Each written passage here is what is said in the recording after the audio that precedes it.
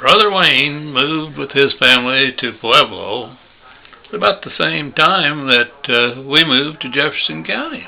Nothing planned, just happened. Well, Wayne was bigger and stronger as a boy than Earl or me or Marvin. And we were living there at Bower Spruce Island. They came up to visit. Roy had been running in cross country and was in pretty good shape. I don't know just why, but I think Brother Wayne challenged Roy to a foot race around the Bower Circle. Wasn't real far. I suspect maybe 200 yards, if that. And I got to be the official referee. Get ready, get set, go. Holy smokes. They take off like they were going to run 50 yards. And it was close. I don't remember how it was on the first curve or the second or the third, but man, when they're coming around close to the finish line, you know, up there 30, 40 yards away, I realized that Wayne is really pushing too hard, and I'm worried for him. And of course, Roy's running hard too, but he's in better shape.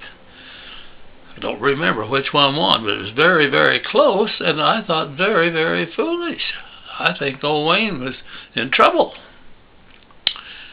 Well, then a year or two or three goes by, and we get to the point where it's the year that Roy is going to go on active duty. And we're down visiting Wayne and his family at his home in Pueblo. And Earl had come up from, Brother Earl and his family had come up from Liberal, Kansas. So we're having a nice time. I'm in the house, and the guys come in, and they're laughing, only Wayne looked more embarrassed than just happy, although laughing about it. The darn fools had gone out there and challenged themselves to a race.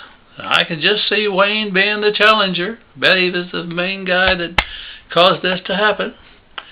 And the race was from somewhere on the edge of his property over to the neighbor that he's on good terms with. His car. You were to run over, touch the car, run back. Well, Wayne was over 200 pounds at that time, I think. If not, he was pushing it. He had, after the race was over, he had acknowledged the fact that when he had hit the car, so he could make a fast turn, he had hit it hard enough that he dented in the side of his neighbor's car door.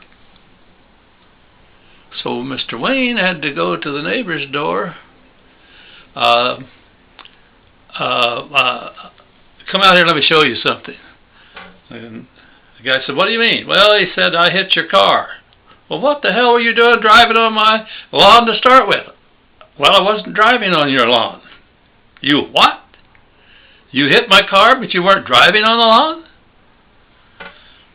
So anyway, he has to explain to him, well, yeah, I was running and I did it. Well, it all ended up not too serious because they were able to get a bathroom plunger that you used to clean the stool, put that vacuum against it and pop the door back out. And my gosh, that's kind of crazy. Now, I think maybe I'd already mentioned that also about the time Roy was leaving, I don't think it was the same trip, but Wayne said that he could whip the two of us anytime, together. And Roy and I looked at each other and said, let's just check that out. So we went in the backyard. The fight didn't last long till we had him pinned. Both of us were bleeding. There wasn't any blood on him. The guy was a heck of a competitor. No wonder I thought I was lucky when I outboxed him enough that he left in tears just before I had to say I surrender when he was about a 14-year-old. Sure do miss that brother, though. He was one of my very favorites, just like Earl. Wish I could say the same about Marvin. Love you, Marvin. Wish you the best.